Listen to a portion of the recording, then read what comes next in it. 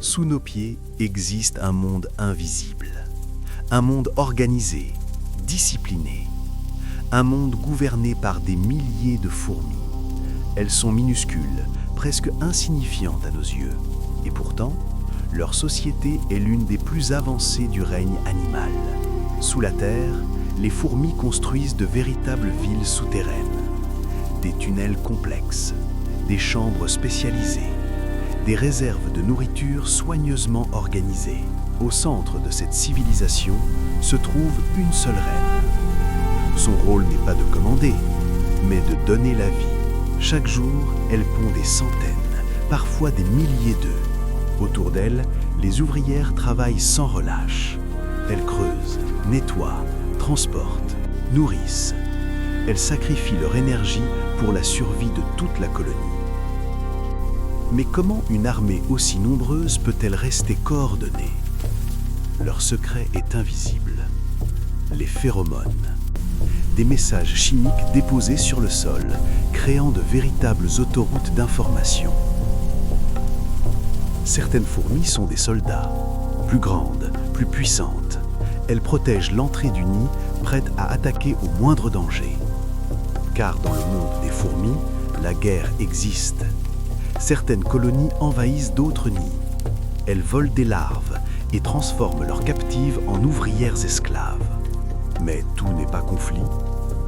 Au cœur du nid, les larves grandissent, fragiles, dépendantes, entièrement confiées aux soins des ouvrières. Chaque tunnel est creusé grain après grain. Une patience infinie, une précision impressionnante. Certaines espèces vont encore plus loin. Elles cultivent leur propre nourriture, de véritables agricultrices, bien avant l'apparition de l'agriculture humaine. Quand la pluie tombe, le danger menace. Une inondation peut détruire toute la colonie. Mais les fourmis s'adaptent. Certaines forment même des radeaux vivants en s'agrippant les unes aux autres pour flotter sur l'eau. Mais leur histoire ne s'arrête pas là. Il existe plus de 12 000 espèces de fourmis connues dans le monde. Des déserts brûlants d'Afrique aux forêts tropicales d'Amazonie, en passant par nos propres jardins. Certaines sont minuscules, presque invisibles. D'autres peuvent mesurer plusieurs centimètres. Mais toutes partagent une chose, une organisation collective exceptionnelle. Les fourmis ne vivent pas individuellement, elles vivent pour la colonie. Chaque décision, chaque mouvement, chaque sacrifice est fait pour le groupe.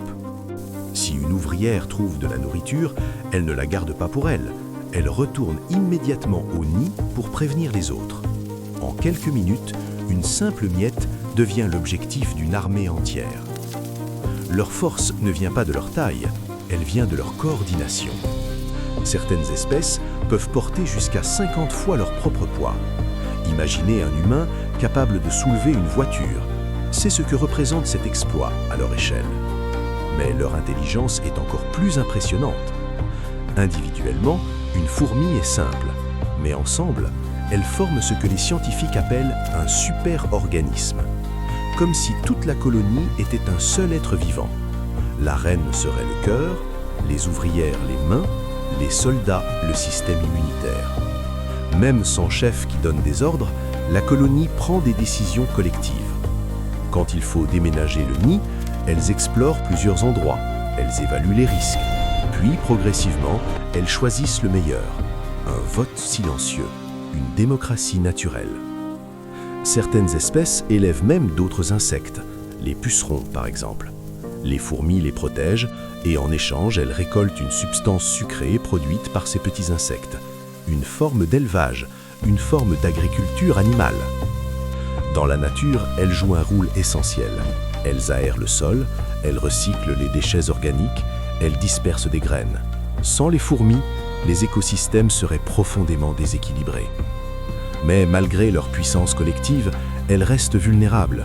Le feu, les inondations, les prédateurs et aujourd'hui, les activités humaines.